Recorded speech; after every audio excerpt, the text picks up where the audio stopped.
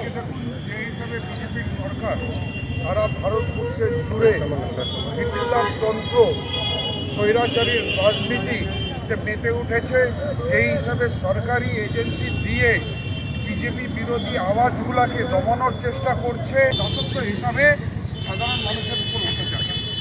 আমরা যেখানে দেখছি বাংলায় এসআইআর নিয়ে সারা বাংলা জুড়ে সাধারণ মানুষ ভীত সন্ত্রস্ত, আর সেখানে এই এসআইআর এর নিরিখে তারা বুঝতে পেরেছে বিজেপি ব্যাকফুটে চলে গিয়েছে।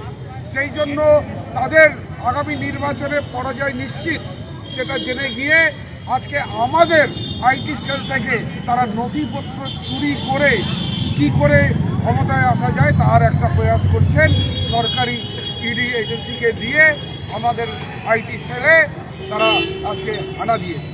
এর প্রতিবাদে আজকে আমি রায়গঞ্জ মিউনিসিপ্যালিটির board of administrator Sandip Biswas সহ আমাদের প্রাক্তন কাউন্সিলর, আমাদের সভাপতি পূর্ণেন্দু দে মহাশয়, ব্লক প্রেসিডেন্ট অনিমেষ দেবনাথ, আমাদের টাউন প্রেসিডেন্ট শিবশঙ্কর রয় চৌধুরী সহ আমাদের ফ্রন্টাল অর্গানাইজেশনের বিভিন্ন শাখা সংগঠনের নেতৃত্ববর্গ, আমাদের প্রধান উপপ্রধান সহ আজকে আমরা গান্ধীজির পদদেশ থেকে আজকে আমরা এখানে নেতাজি সুভাষচন্দ্র পদদেশ এসে আমরা ধিক্কার মিছিল আয়োজন করে ইডি সিবিআইকে যেই হিসাবে ষড়যন্ত্র করে কেন্দ্র সরকার ইউজ করছে তার প্রতিবাদে আমরা আজকে পথে নেমেছি।